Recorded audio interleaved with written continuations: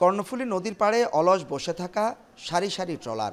৬৫ দিনের নিষেধাজ্ঞার পরও বৈরী আবহাওয়ায় সাগরে মাছ ধরতে যেতে পারছে না কেউ। সুদিনের অপেক্ষায় শত শত জেলে। মাছ ধরলেই সংসারের চাকা ঘুরে তাদের। এতদিন কাজহীন থাকার পর সাগরের এমন বিরূপ আচরণে হতাশ নিম্নআয়ের এসব মানুষ। চট্টগ্রামের ফিশারি ঘাট, বিস্তীর্ণ সমুদ্র উপকূল আর গভীর সাগরে ধরা মাছ বিক্রি হয় এখানকার ১২০টি আড়তে। হরেক রকম সামুদ্রিক মাছের জন্য বিখ্যাত এই বাজারেও এখন ভাটার টান।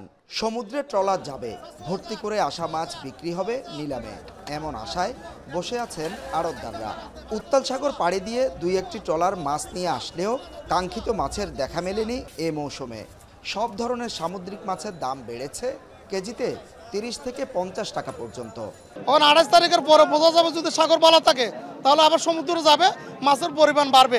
২-৩ মাস এগুলো দিয়ে আমরা ইনশাল্লাহ সবাই চলতেছি। এখনো রেটও স্থিতিশীল আছে, কোনো রেট বাড়ে নাই, আগের দামে আমরা বেচতেছি। ওয়েদারের কন্ডিশনও খারাপ, তো ওয়েদারে ভালো হলে জাহাজ বুট এগুলো সব যাবে সাগরে, তখন আবার আসলে সাগর বাজার ভর্তি থাকবে আর কি মাছে।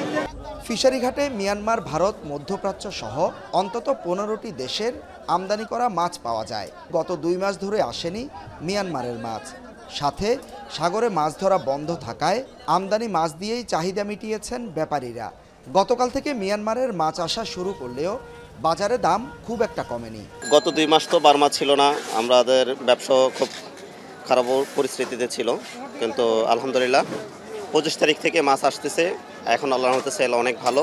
রেট ডবল বাড়তি, গাড়ি ভাড়া বাড়তি, সব কিছু বাড়তি, তো সব পাওয়াটাই মানে এটার উপরে পড়ে, তার জন্য মানে এখন মাছের রেটটা আগের থেকে একটু বেশি। কারফিউর প্রভাব পড়েছে মিঠা পানির মাছের দামে।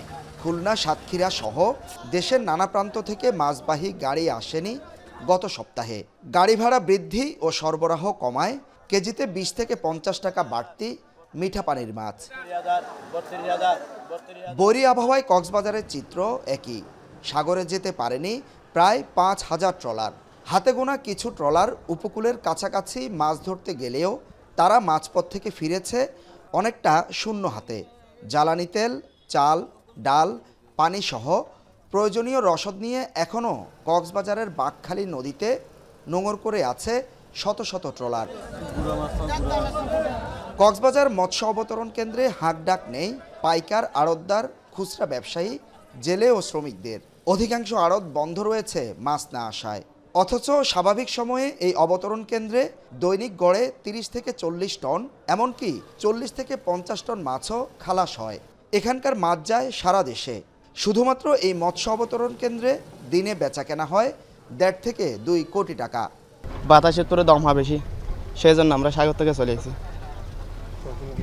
আমরা ফসু গিয়েছি, জালে খুব মারছি, মাছ পাইনি।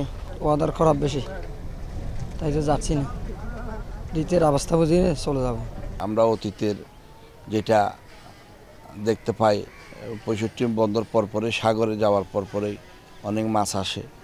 ব্যবসায়ীরাও মাছ পাওয়ার পরে ভালোভাবে ব্যবসা করতে পারে। সাগর যদি ভালো থাকে তাহলে সাগরে গেলে কি অবস্থা হয় তখন পরবর্তীতে আমরা জানতে পারব। কক্সবাজারে নিবন্ধিত মাছ ধরার ট্রলার আছে ৫,২৫০টি আর নিবন্ধিত জেলে আছে ৬৪,০০০। হুসাইন জিয়াদ, এখন, চট্টগ্রাম।